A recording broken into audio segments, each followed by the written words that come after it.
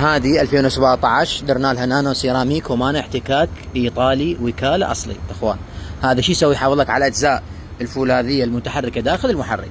وشنو راح ندير لها بعد؟ هذا اسمه سيراميك بلاس برو، هذا من شركه اركزونز الايطاليه. وشنو راح ندير لها بعد؟ اللاند كروزر منظف مجموعه الاحتراق والنوزلات من شركه اركزونز الايطاليه. اخوان عمر الشركه اللي صنع هذا المنتج 100 سنه، هذا ماكو شيء بالعراق. شوف الكواليتي مالته، شوف العلبه.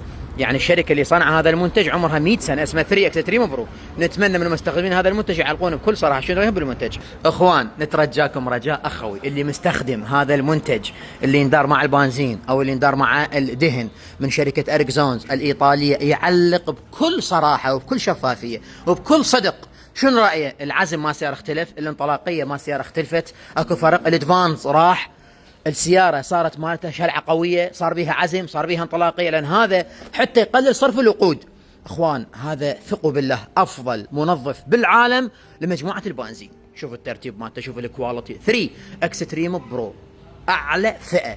التركيز مالته في 3، يقلل صرف الوقود، ينظف النوزلات، ولفات، وجه البستم، شكو شي يمر بيه البنزين هو هذا ينظفه. الادفانس ينهي لك اياه، يعني هوايه شغلات بيه.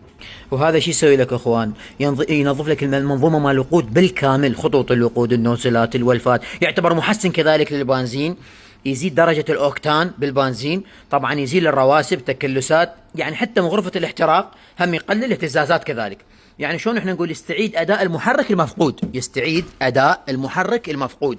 هذا افضل منتج ممكن تستخدمه بحياتك، سعره ب30,000 دينار فقط. طبعا هذا موجود بالفرعين، فرع الكاظميه وفرع زيونه.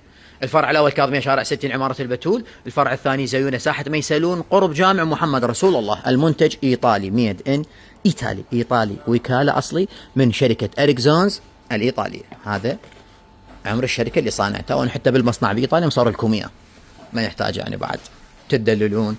وحياكم الله.